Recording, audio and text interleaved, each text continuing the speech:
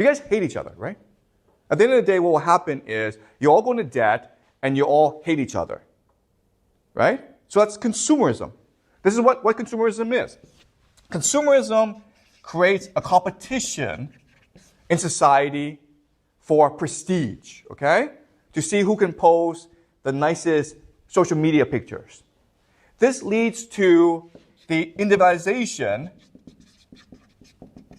or the optimization of you, okay? In other words, you are now unable to act together.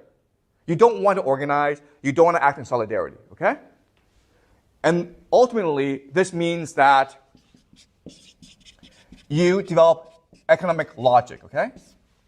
And what is economic logic? It's to see the world only through the lens of capital. Okay, does it make sense? So when you see someone and you're like, okay, well, do I want to date this person? You don't ask, oh, is this person a nice person? You ask yourself, how much money does this person have? Okay, do you understand? You use economic logic in order to understand the world and to reason and analyze the world, okay? Now, let me ask you this question.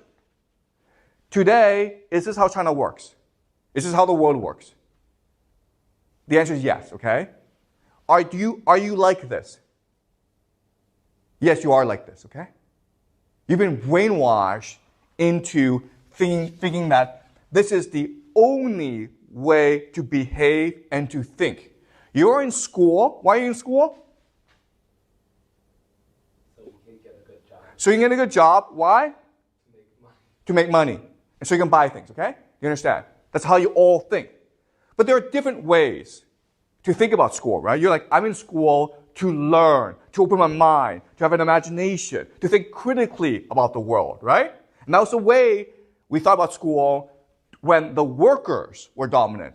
But now that consumers are dominant, all we think about is, how do I get a good job? How do I buy a bigger house? Because I want to post it on social media. Okay? So, if you think about this, what this really is the perfection of slavery. Okay? Does it make sense? What does this phrase mean? The perfection of slavery.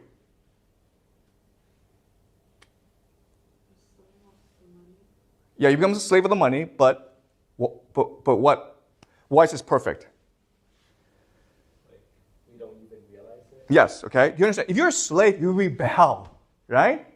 But if you don't know you're a slave, and you like this, you choose this, then you will never rebel, okay? So the consumerism is the perfection of slavery, okay?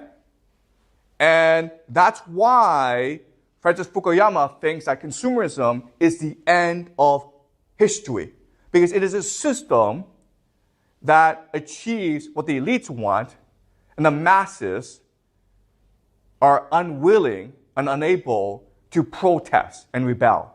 Okay, does that make sense? It's a perfect system.